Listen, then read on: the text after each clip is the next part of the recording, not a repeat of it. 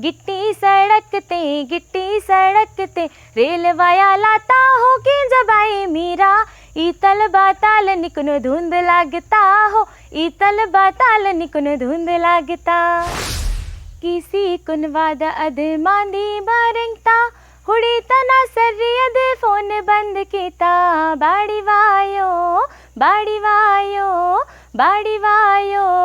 बैतुल बाजार डे बाड़ी वायो चंपा बाड़ी वायो बैतुल बाजार डे बाड़ी वायो मोगरता गजरा करसी कुनवातो ना सोनोता कुंडल करसी कुनवातो ना अना ये दाले हो अना ये दाले हो अना करसी कुनवातो ना लाल दिकड़ी कोया फुलवारी नवा लाल दिकड़ी कोया फुलवारी नवा लाल दिकड़ी अरारा हुड़ा जरा बादी सी लाता नागिनता चाल नवा गजब लागीता अरारा हुड़ा जरा बादी सी लाता नागिनता चाल नवा गजब लागीता अरे अंगना लगा दे छप्पा लगा दे खेत माँ लगा दे करेला को बीजा सरारा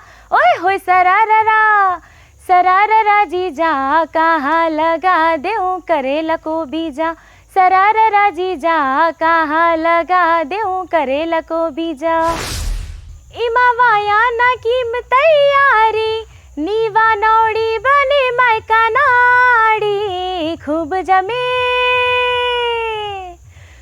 जमे मायल यार सजना नीवा नावा जोड़ी खूब जमे मायल यार सजना नीवा नावा जोड़ी। नमस्कार, मैं हूं दिलीप कापसे और फ़िलहाल मैं बैतूल के पास एक गांव है झागड़िया जो ज़िला मुख्यालय से करीब 10-12 किलोमीटर की दूरी पर है और यहां मैं मिलने आया हूं ज़िले की बड़ी मशहूर लोक गायिका आरती परते जी से। आरती जी, बहुत बहुत स्वागत है आपका। जी बहुत बहुत धन्यवाद और आभार सर। गायकी का जो शौक़ है और फिर इसे आपने प्रोफेशन कैसे बनाया? सर सबसे पहले तो शुरुआत तौर से मम्मी पापा बताते हैं कि जब मैं छोटी थी तो आकाशवाणी बहुत सुना करती थी, तो वो सुन के ही मैं शांत हो जाया करती थी। तो मम्मी पापा बोलते थे कि आरती को गाने सुना दो तो वो शांत हो जाती है, तो हो सकता है ये भविष्य में जाके ऐसा कुछ करेगी, लेकिन उन्होंने सपने में भी नहीं सोचा था होगा कि सच में हमारी छोटी सी बच्ची बाद में चल के एक बहुत अच्छी सिंगर बनेगी या गायिका बनेगी। और धीरे धीरे जब मेरी ये जर्नी शुरू हुई तो मैंने देखा कि स्कूल में जब भी कोई प्रोग्राम फंक्शन होते थे तो सिंगिंग में अक्सर पार्टिसिपेट किया करती थी मैं, और सभी लोग तारीफ़ किया करते थे कि आप सिंगिंग बहुत अच्छा करते हैं, तो क्यों ना आरती आप आगे और ट्राई कर सकते हैं, आप अदर फील्ड में ना जाके जैसे खैरागढ़ विश्वविद्यालय है ऐसे में जाके आप संगीत की शिक्षा लीजिए, आप बहुत आगे जाएंगे। तो मैंने कहा कोशिश करूँगी, बाकी मेरा ड्रीम कुछ और ही था, मेडिकल में जाना मेरा ड्रीम था। तो मैंने दोनों तरफ रखा, मैंने कहा शौकीनी तौर पर क्यों ना मैं संगीत को साथ ले चलूँ।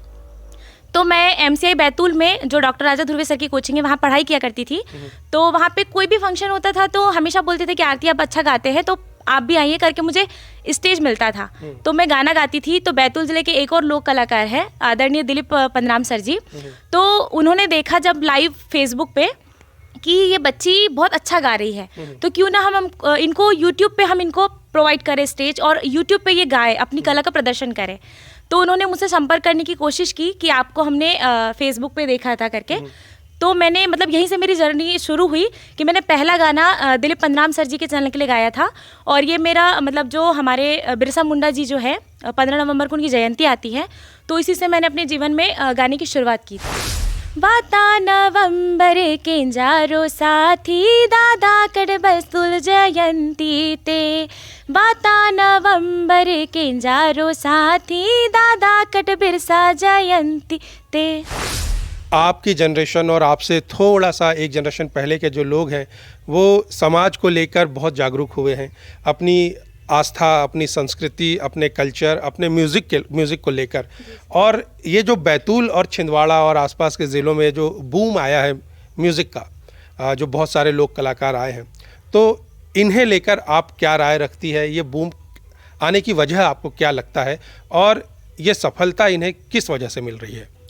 सर इसलिए क्योंकि हमारे जितने भी जो बड़े लोग हैं हमारे घर में जो चीज़ें करते हैं, जैसे हमारे गोंडी संस्कृति में रेना करके जो पाटा होता है, रेला पाटा, और भी जो चीज़ें होती पूजा करते वक्त जो हमारे बुजुर्ग माताएं और जो हमारे डंडार नृत्य करते समय जो गाते हैं बुजुर्ग लोग, बड़े लोग, तो युवा पीढ़ी उन चीज़ों को मॉडिफाई करते जा रही है, अपने बड़े लोगों से ही सीख रही है वो चीज़ें, और कहीं ना कहीं पूरे ज़िलों में बैतूल ज़िले से ही चीज़ों का प्रचार प्रसार हो रहा है, क्योंकि शुरुआत हमारे बैतूल ज़िले से हुई है। जैसे राजेश सरियाम सर को सभी लोग जानते हैं, वो बहुत ही अच्छे गायक हैं और उनको देख के सीखने को मिलता है। और बैतूल ज़िले के आदरणीय बसंत कवड़े दादाजी, जो उनको भी सभी लोग जानते हैं, और वो हमारे यहाँ के नींव हैं। तो मैं तो जहाँ तक 3-4 लोगों को मानती और जानती हूँ, राजेश सरियाम सर और बसंत कवड़े दादा, अखिलेश जैन सर और दिलीप पंद्राम सर, तो इन लोगों को मैं जानती हूँ। इन लोगों ने बैतूल ज़िले में गोंडी जगत की नींव रखी, और इसके बाद लगातार सिंगर आते गए और सभी जगह गोंडी गानों का प्रचार प्रसार हुआ है। आपके समय के जितने भी आप लोग कलाकार हैं, जितने भी पॉपुलर कलाकार हैं, तो उनमें सभी में आपको कौन पसंद है, कौन कौन से कलाकार पसंद है आपको? मुझे मतलब कलाकारों की संख्या तो इतनी ज़्यादा है और सभी कलाकार मुझे पसंद है, लेकिन जिनको देख के हम कुछ ना कुछ सीखते हैं, और मेरी जनरेशन के जो कलाकार हैं, नाम कहना चाहूँगी, बड़े लोगों का तो नहीं क्योंकि उनको तो देख के हम सीखे हैं, लेकिन हम जिन्होंने साथ में स्टार्टिंग की है, जैसे सिंगर ममता उइके जी, जिनको हर कोई जानता है, और मेरे बराबर साथी कलाकार जबर सिंह नर्रे भैया जी, संजय महलवंशी जी हैं, और साथ में दिलीप पंद्राम सर जी का नाम फिर से दोहराना चाहूँगी क्योंकि शुरुआत मैंने उन्हीं के साथ की, तो उनको तो भूल पाना असंभव है इन चीज़ों को लेके।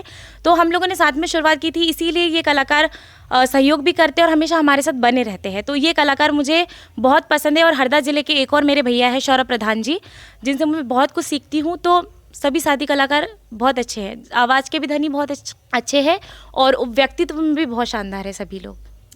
आप जो है म्यूज़िक के अलावा मेडिकल की भी पढ़ाई कर रही हैं, रीवा से शायद आप कर रही हैं जैसा आपने बताया, तो वो वाला पक्ष भी आपका बताइए कि आखिर सिंगिंग के साथ साथ ये प्रोफेशनल जो एक कोर्स है वो भी करना ज़रूरी आपने समझा, तो इसकी वजह क्या है?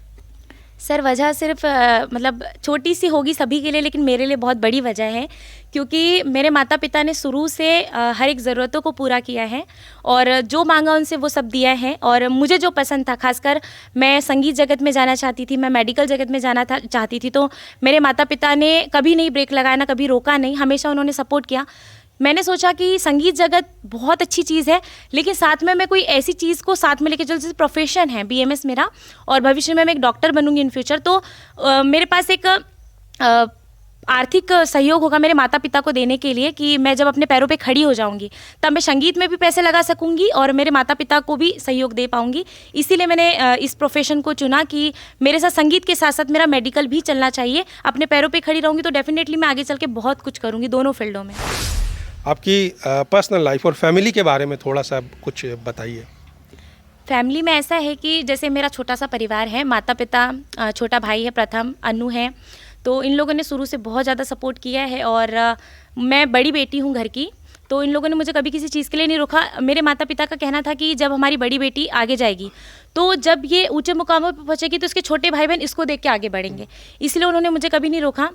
और साथ में अभी रिसेंटली 2024 में मेरी शादी हुई है, तो मेरे जो हस्बैंड है वो आर्मी में है, हिमाचल प्रदेश में पोस्टेड है, तो वो भी इन चीज़ों को लेके बहुत ज़्यादा पॉजिटिव रहते हैं। आप पढ़ाई भी करो साथ में, अगर सिंगिंग जगत में भी हो, लेकिन दोनों चीज़ों को बराबर, क्योंकि मुझे फैमिली भी संभालना होता है। 3 चीज़ें मेरे पीछे हैं, मैं अपनी फैमिली को देखती हूँ, अपना मायका देखती हूँ, अपनी ससुराल को देखती हूँ, अपने पति दूर रहते हैं उनका भी, और अपनी पढ़ाई और अपनी सिंगिंग, सभी चीज़ों को मेंटेन करना कभी कभी बहुत ज़्यादा टफ हो जाता है। कभी कभी सोचती हूँ कि क्यों ना मैं मतलब किसी एक चीज़ को स्किप कर दूँ, चलते चलते एकदम से इंसान उब जाता है या लोगों के ताने भी सुनने को मिलते हैं। ऐसा नहीं है संगीत जगत में कि आप लड़की होके आधी आधी रात को जो लाइव प्रोग्राम होते हैं, तो लाइव प्रोग्रामों में जाते हैं, यहाँ पे इतने सारे तरह तरह के भांति भांति प्रकार के लोग रहते हैं, तो उन लोगों के बीच में आप मंच पे खड़े होकर प्रोग्राम करते हैं, तो ये लड़कियों को शोभा नहीं देता है, ऐसे कहते हैं। लेकिन मैं इतना कहना चाहूँगी कि लड़कियाँ भी आगे बढ़े समाज में, जैसे बेटों को दर्जा मिलता है सेम लड़कियों को भी मिलना चाहिए। इसीलिए मैं सबका मुंह बंद करने के लिए मैंने कभी गलत नहीं किया। मेरे माँ बाप ने जो मुझ पर भरोसा किया था, उस भरोसे को मैं कायम करते हुए आज मैं सभी का मुंह बंद कर चुकी हूँ। संगीत जगत में भी अच्छा खासा नाम है, प्लस मैंने जो ड्रीम देखा था डॉक्टर बनने का, तो मेरा सेकंड प्रोफ चल रहा है, उस पर भी मैं बराबर हूँ। मेरी शादी भी हो गई, मेरे हस्बैंड भी बहुत सपोर्टिव है, मुझे बहुत अच्छा परिवार मिला है। आप एक बड़ी कलाकार हैं, बहुत सारे आपके हिट गाने हैं और समारोह में, इवेंट्स में तमाम जगहों पे यूट्यूब पे बहुत ज़्यादा सुने जाते हैं, मिलियंस में व्यूज़ हैं, लेकिन जो आपके साथी कलाकार हैं उनके मुकाबिल कहीं ना कहीं आप कम गा रही हैं और आपको मैंने बहुत ज़्यादा इवेंट्स में भी नहीं गाते देखा है, तो इसकी वजह क्या है? सर, इसकी वजह ये है कि मैं गाना चाहूँ तो बहुत सारे गाने गा सकती हूँ, क्योंकि शुरुआत हमने की है, मतलब बैतूल ज़िले में फीमेल सिंगर में एक सरोज मर्सकोली दीदी के बाद मैंने गाना गाया है गोनी में। तो बहुत सारे, अब तक मेरे पास बहुत सारे ऑफर्स आए गाना गाने के लिए, लगातार कॉल आते हैं कि दीदी रिकॉर्डिंग पे आ जाइए, या फिर लाइव प्रोग्रामों के लिए भी बहुत फ़ोन आते हैं कि दीदी आप लाइव प्रोग्राम ज्वाइन कीजिए, जो भी सारी चीज़ें। लेकिन मेरे रिकॉर्डिंग सॉन्ग की संख्या बड़ी मुश्किल से 41 या 42 ही है। उसका एक बहुत बड़ा कारण है कि मैं शुरू से मतलब पढ़ाई पे ज़्यादा ध्यान देती हूँ, पढ़ाई पे फोकस करती हूँ, और मैं अपने परिवार को भी ज़्यादा समय देना चाहती हूँ। और संगीत में इसीलिए मेरा कम है क्योंकि मैं मोस्टली ज़्यादा रीवा में रहती हूँ और रीवा से मेरा आ पाना मुश्किल हो जाता है, इसलिए मैं लाइव प्रोग्राम भी कम करती हूँ। और सिंगिंग में सिर्फ आती हूँ तो जब मेरा मन करता है कि नहीं अब मुझे रिकॉर्डिंग कर लेना चाहिए, तो मैं आती हूँ, रिकॉर्डिंग करती हूँ और अवेलेबल रहती हूँ अगर स्टूडियो में, तो कुछ लोगों के प्रोजेक्ट वहाँ पे मैं कर लेती हूँ, क्योंकि डिमांडिंग सॉन्ग ही कर पाती हूँ मैं, हर कोई सॉन्ग नहीं करती, क्योंकि कई बार क्या होता है कि मैं लिरिक्स देख के भी गानों को मना कर देती हूँ, क्योंकि मैं ऐसे गाने बिल्कुल नहीं गाना चाहती जिसके माध्यम से मतलब ऐसा लोगों के बीच में फैले कि नहीं यार आरती दीदी ने ऐसा गाना गाया है जिसकी वजह से समाज में एक अश्लीलता या कुछ भी फैल रहा हो। इसलिए मैं ऐसे गानों को इग्नोर करती हूँ और बिल्कुल नहीं गाती हूँ, मना कर देती हूँ। तो ये सोच कैसे डेवलप हुई? क्या ये सभी ने एक तरह से सोचा है ऐसा, सभी आर्टिस्ट ने, या फिर ये इनबिल्ट हुई ये चीज़ यहाँ पर? हमारा मतलब जो यूट्यूब परिवार है, सभी हम बैतूल ज़िले के जितने कलाकार हैं व्हाट्सएप पे एक फैमिली की तरह कनेक्टेड है। अगर हम बाय फेस एक दूसरे को नहीं जानते होंगे, फिर भी सोशली हम सभी लोग एक दूसरे से कनेक्टेड हैं। हमारा व्हाट्सएप पे एक ग्रुप बना हुआ है आदि कला परिवार, जिसमें कि पूरे जितने सिंगर हैं, जितने डांसर हैं, जितने लिरिक्स राइटर हैं, सभी लोग, वीडियोग्राफर, सभी लोग उस ग्रुप में हैं।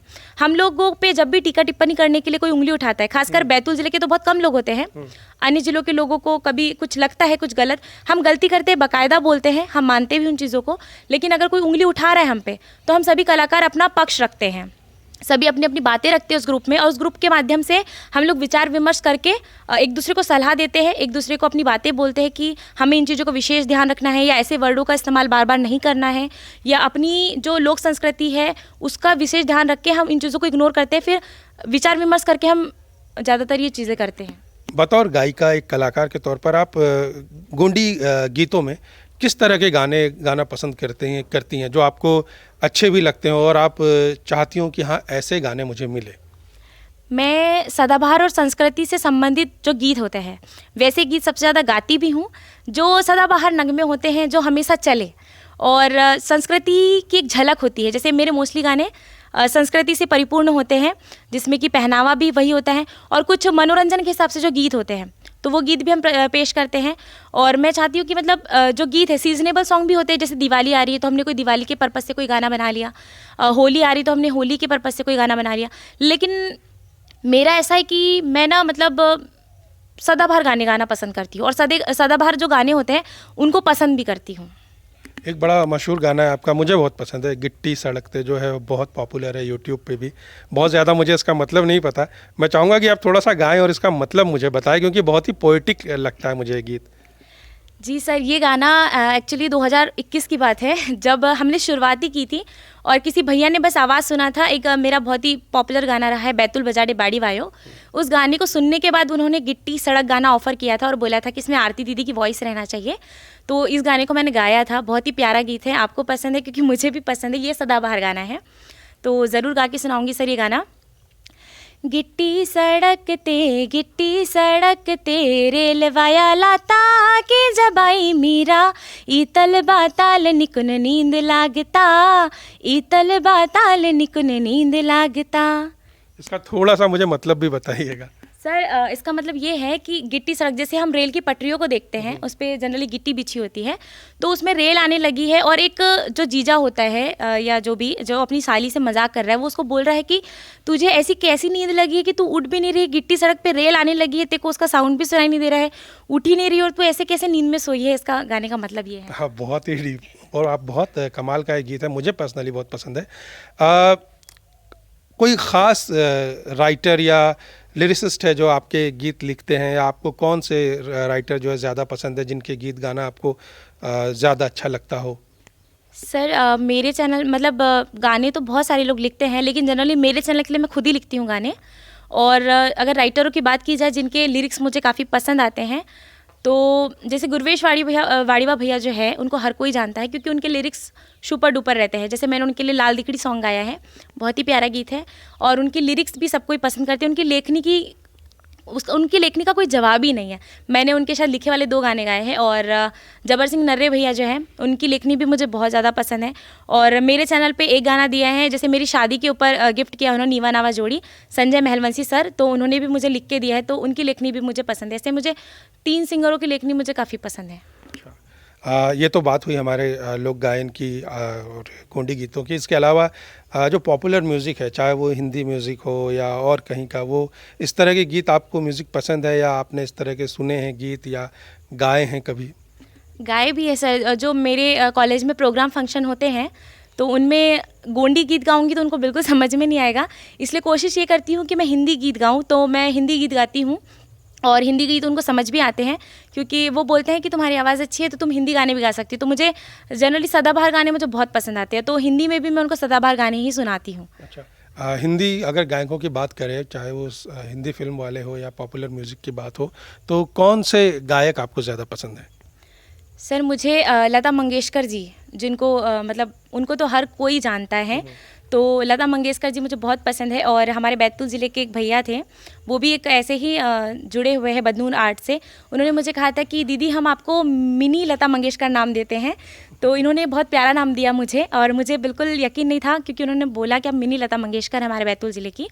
तो लता मंगेशकर जी मुझे बहुत पसंद है। और श्रेया घोषाल जी जो क्वीन ऑफ वॉइस है, उनकी वॉइस का भी कोई तोड़ नहीं, तो श्रेया घोषाल जी की आवाज़ भी मुझे बहुत ज़्यादा पसंद है। नीति मोहन जी की आवाज़ बहुत ज़्यादा पसंद है। इन लोगों के गाने में जनरली सुनते रहती हूँ। अच्छा, अब जैसे कि आपने बताया अपनी एजुकेशन के बारे में भी, फैमिली के बारे में भी, प्रोफेशनल लाइफ के बारे में भी, अब एज अ सिंगर मैं आपका फ्यूचर अगर आपसे पूछूं कि आप भविष्य के लिए आपकी क्या योजनाएं हैं, या एज अ आर्टिस्ट आप क्या निखार अपने में लाना चाहती है, या आपके करियर को लेकर आप किस तरह देखती है गायकी को?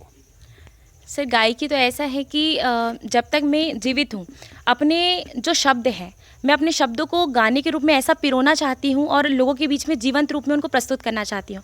क्योंकि मेरे गाने सिर्फ गाने नहीं होते हैं, मतलब एक गायक और एक जो कलाकार होता है या एक जो लेखक होता है, अपने शब्दों को, अपनी भावनाओं को धागों में पिरोता है और लोगों के बीच में उसको प्रस्तुत करता है। तो लोग उसको किस रूप में देखते हैं, ये ज़्यादा महत्वपूर्ण रखता है। जैसे मैं एक गायिका भी हूँ, लेखिका भी हूँ, लिखती भी हूँ, सारी चीज़ें करती हूँ, तो मैं अपने अंदर जितनी भावनाएं आती हैं, जितने जो शब्द आते हैं, उनको पिरोती हूँ और जीवंत रूप से लोगों के सामने प्रस्तुत करती हूँ। तो कहीं ना कहीं मुझे ऐसा लगता है कि लोगों को डिप्रेशन से बाहर निकालने का काम करता है संगीत। जब हम बहुत ज़्यादा परेशान हो रहे हैं और जिनकी आवाज़ हमको कानों को बहुत प्रिय लगती है, तो हम उनको अकेले में गानों को बजा के एकांत बैठ जाते हैं, तो हमारे मन को सुकून मिलता है। तो कहीं ना कहीं संगीत हमको डिप्रेशन से बाहर निकालता है और मन को शांति प्रदान करता है। तो मेरे लिए तो दवाई है, संगीत दवाई है। तो अब जो है एक कामयाब सिंगर के तौर पर, और जैसे आपने बताया पारिवारिक तौर पर भी सारी चीज़ें बहुत अच्छी हैं आपकी, तो आपकी फैमिली आपके बतौर सिंगर जो इतनी आप कामयाब हुई, लोग जानते हैं आपको, इतना नाम है आपका ज़िले में, आसपास के इलाकों में, तो उनका परिवार का क्या रिस्पॉन्स रहता है, किस तरह से वो देखते हैं इन चीज़ों को? शुरू में तो ऐसा हुआ सर कि लड़की है, बाहर निकल रही है, 4 लोगों के साथ जा रही है, गाना गा रही है, लड़कियों को शोभा नहीं देता है, ये सारी चीज़ें सुनने में आई। लेकिन जब उनको समझ आया धीरे धीरे, अरे वो आरती दी का गाना बज रहा था, कहाँ की रहने वाली है, हमारे पास में झगड़े गाँव है, हमारी पड़ोसी है, हम उनको जानते हैं बहुत अच्छे से। और सच बताऊँ तो हम शादियों में जाते हैं तो दूल्हा दुल्हन के साथ तो कम पिक्चर सेशन होता है, हम लोगों के पास ज़्यादा लोग आ जाते हैं दौड़ के कि भाई बैतूल ज़िले की गोंडी सिंगर आई है, गोंडी सिंगर है भैया दीदी जो भी हैं, तो उनसे ज़्यादा पब्लिक हम लोगों के पास आती है। और सिर्फ इसलिए नहीं कि हम सिंगर हैं, कुछ लोगों को हमारा व्यक्तित्व खींचता है। वो कहते हैं कि आप सिंगर हैं, अपनी जगह बहुत अच्छी बात है, सिंगर तो और अन्य भी बहुत सारे हैं, लेकिन कहीं होता है ना कि एक जो फैंस फॉलोवर तो नहीं कहूँगी क्योंकि हम इतने बड़े कलाकार भी नहीं हैं, लेकिन फिर भी कहना चाहूँगी जो लोग हमें फॉलो करते हैं, हमें मानते हैं कि भाई हम इनको चाहते हैं, हम इनके गाने सुनते हैं और बहुत अच्छा लगता है। तो मेरे बहुत सारे ऐसे घनिष्ठ सिंगर लोग हैं, घनिष्ठ ही बोलूँगी, परिवार ही है मेरा, तो कहीं ना कहीं वो लोग मतलब हमको हिम्मत देते हैं और बहुत ज़्यादा चाहते हैं। और आपका जो प्रश्न था, जैसे कि आपने बोला था कि क्या बोलते हैं समाज के लोग, तो अब तारीफ़ें होती हैं कि इतनी सी उम्र में इस मुकाम पे जाना और सच में लोग जानना मतलब बहुत बड़ी बात होती है, क्योंकि हर कोई नहीं जान पाता। और मेरा शुरू से एक उद्देश्य था कि अगर मैं इस धरती पे आई हूँ तो मेरा कुछ तो उद्देश्य होगा, मैं कुछ तो चीज़ करके जाऊँगी, ऐसे ही नहीं ख़त्म होंगी, मतलब लोगों के बीच में अपनी छाप छोड़ के जाऊँगी। और हम भले चले जाएं लेकिन हमारे गाने बजते रहेंगे, लोग सुनेंगे। तो ये चीज़ एक बहुत बड़ी है। और मेरे इस चीज़ के पीछे जैसे अभी याद आ गया, स्वर्गीय मुकेश धुर्वे सर जी जो हैं, 2018 से उनको जानती थी मैं, और हमेशा बोलते थे आरती तुम खैरागढ़ जाओ, खैरागढ़ में जाके पढ़ाई करो। अभी तो वो हमारे बीच में नहीं है, क्योंकि हमने एक नगीना खोया है हमारे बीच का, जो कोहिनूर हीरा था। संगीत जगत में बहुत बड़ी क्षति है हम लोगों को उनके लिए, लेकिन वो भी मेरे कहीं ना कहीं गुरु है, जिन्होंने मुझे बहुत सिखाया। और उनके अंतिम पलों में वो 14 अगस्त को मेरे घर आए हुए थे और 15 अगस्त को हमें खबर मिली कि वो इस दुनिया में नहीं रहे। तो कहीं ना कहीं हम प्लानिंग कर रहे थे कि हमको रिकॉर्डिंग करवाना है, एक नया प्रोजेक्ट लेके काम करना है, क्योंकि आज तक मैंने मुकेश धुर्वे सर जी के साथ एक भी गाना नहीं गाया था। तो वो उस चीज़ की प्लानिंग कर रहे थे। और अब मुकेश धुर्वे सर जी हमारे बीच में नहीं है, लेकिन सिर्फ उनकी यादें, उनके गाने बजते रहते तो खुशी होती है। तो ऐसा ही है, लोग हमें चाहने लगे हैं, कहीं ना कहीं उनके दिमाग में भी अच्छी अच्छी चीज़ें आने लगी कि गाना बुरी बात नहीं है, गाना बहुत अच्छी बात है, क्योंकि अगर आपके अंदर कला है तो आप उस कला को लोगों तक पहुंचा रहे हैं। और मेरा मुख्य उद्देश्य गाने के प्रति सिर्फ इतना है कि मैं हमारी जो संस्कृति है, हमारी जो भाषा है, उन चीज़ों को मैं अपने लोगों तक पहुंचाऊं, यही मेरा मुख्य उद्देश्य है। मुकेश धुर्वे का जो जिक्र आरती ने किया, दरअसल मुकेश धुर्वे जी बहुत युवा और लोकप्रिय गायक थे बैतूल के, और उनके गीत अभी भी लोग सुनते हैं। बहुत पॉपुलर सिंगर थे और बहुत तेज़ी से उभर रहे थे। एक दुर्घटना में उनकी डेथ हो गई थी, और वो अगर होते तो जाहिर तौर पर इस इंडस्ट्री को और ऊंचाई पर लेकर जाते, और उन्हें मिस करते हैं बहुत लोग यहाँ पर। तो जाहिर तौर पर आपने उनका जिक्र किया तो मुझे याद आया। तो आरती, इतना सब कुछ चल रहा है, बहुत सारी चीज़ें चल रही हैं, ओवरऑल इस इंडस्ट्री को अगर मैं बात करूं तो आप क्या देखती है इसका फ्यूचर? ये एक बूस्ट आया है, बूम आया है, इसे बरकरार रखने के लिए क्या चीज़ें हो कि ये म्यूज़िक जो बैतूल में अब ये एक छाप बन गया है यहाँ की, और लोकप्रियता जिस तरह से यहाँ के म्यूज़िक को मिल रही है पूरे प्रदेश भर में, तो ये बना रहे, इसके लिए कलाकारों को, यहाँ के गायकों को, तो आपको क्या लगता है कि क्या चीज़ें हो जो ये बरकरार रहे? सर, जितने भी जो कलाकार हैं उनको जल्दबाजी में कोई काम नहीं करना चाहिए। जो भी लिख रहा है, वो जिस भी टॉपिक को पकड़ के अगर वो लिख रहा है, इतने शालीनता से बैठ के सोच विचार करे, और अपने जीवन में जो घटनाएं हुई हैं, जो अगर वो गुणवाना साहित्य पे सॉन्ग लिख रहा है या किसी विशेष संस्कृति पे सॉन्ग लिख रहा है, सोच समझकर उसमें जो जो चीज़ें होती है तो उस गाने में पूरी जान डाल दे। वो जितनी भी चीज़ें उस गाने से संबंधित है पूरी चीज़ें उसमें लिखे, बतौर सिंगर, बतौर गायक, कलाकार बहुत अच्छे से उस गाने को तैयार कराए, उसके बाद उसको कंपोजिशन दे और बहुत अच्छे से पब्लिक के बीच में पब्लिश करे उस चीज़ को, यही है। और वीडियोग्राफी की अगर बात की जाए तो बैतूल ज़िले में जैसे रोशन सरियाम भैया को हर कोई जानता है, बहुत अच्छी, क्योंकि वो एक सफल कलाकार है इन चीज़ों में। और मेरे चैनल में जितने भी जो गाने हुए हैं वीडियोग्राफी उन्हीं की रहती है, तो वो बहुत अच्छे तरीके से काम करते हैं। लेकिन ऐसा कि उनको भी समय लेने की ज़रूरत है। एक दिन में अगर हम किसी शूटिंग को ख़त्म कर रहे हैं, हम प्रैक्टिस पे 1 से 2 दिन ख़त्म करो, फिर उसके बाद हम शूटिंग जब कर रहे हैं तो हम उसका पूरा तैयार करें, मतलब उसका जो पूरा हमको कैसे कैसे शूट करना है, किस लोकेशन पे क्या लेना है, कैसी सारी चीज़ें, तो एक वो जो बोलता है ना, हम पूरी शैली बना ले, एक तरह से लिख के पूरी चीज़ें उसके हिसाब से काम करो तो बहुत अच्छे से ये चीज़ें होगी। ठीक है। बहुत बहुत शुभकामनाएं आपके लिए, आने वाले भविष्य के लिए, चाहे वो आपका एजुकेशनल जो भविष्य है वो, या फिर आपका जो सिंगिंग करियर है उसके लिए, वो उसमें तो आप बहुत अच्छा काम कर ही रही हैं। और बहुत बहुत धन्यवाद आरती जी हमसे बात करने के लिए। बहुत बहुत शुक्रिया सर, बहुत बहुत धन्यवाद, आप आए इंटरव्यू लेने के लिए, और मैं तहे दिल से आपका धन्यवाद और आभार व्यक्त करना चाहती हूँ, और आपकी समस्त टीम का। और मैं इतनी बड़ी कोई गायक कलाकार तो नहीं हूँ, लेकिन फिर भी आप यहाँ हमारे से मिलने आए, ये बहुत अच्छा लगा सर। बहुत आप वाकई में बहुत बड़ी कलाकार हैं, और जिस तरह से आपने डिस्ट्रिक्ट को, ज़िले को और कल्चर को आगे बढ़ाने में जिस तरह से आप योगदान दे रही हैं, और जाहिर तौर पर बहुत अच्छी आवाज़ है आपकी, और जिस तरह के गीत आप गा रही हैं, तो जाहिर तौर पर बड़ी कलाकार हैं। और बहुत बहुत धन्यवाद, ऐसे ही आप चमकते रहिए, आगे बढ़ते रहिए। जी बहुत बहुत धन्यवाद सर। और एक और चीज़ मैं आपको कहना चाहूँगी, जैसे मेरे कुछ गीत हैं, जैसे अभी दीपावली आ रही है, तो संस्कृति से सुसज्जित है ये गीत, बहुत ही प्यारा गीत है, और इसको मैंने लिखा है और जल्दबाजी में लिखा है, लेकिन लोगों को बहुत पसंद आया है। तो ये 10 लाख चले गया, मतलब मिलियन क्रॉस हो गया गाना। तो ये गाने के आपको 2 लाइन सुनाना चाहूँगी। अभी दीपावली भी आ रही है, तो लोग इस गाने को काफ़ी पसंद करें और आपके माध्यम से ये गाना और चले। तो ये गाना मैंने ही लिखा है, और मेरे साथ जो गायक कलाकार साथी है ओम प्रधान भैया हैं, और ये गाना हमने नेपानगर से तैयार करवाया है। तो इस गाने की लाइन कुछ ऐसी है। केंजारो गाय की बाबा गोदंतड़ा नवार चाडे, केंजारो गाय की बाबा गोदंतड़ा नवार चाडे, गोदन वाईला ता मायो निवार चाडे, गोदन वाईला मायो हो, गोदन वाईला ता मायो निवार चाडे, गोदन वाईला ता मायो हो, मुदाली को कानी इड़ुकता डंडा, गोंदल फोंगा सजे माता इदू छावड़ा, सेती ते हाँ हाँ सेती ते रास सजे की तमरो दादा, गोदन वाईला तारा चाडे। बहुत बहुत धन्यवाद, बहुत अच्छा गीत है। बहुत बहुत धन्यवाद सर।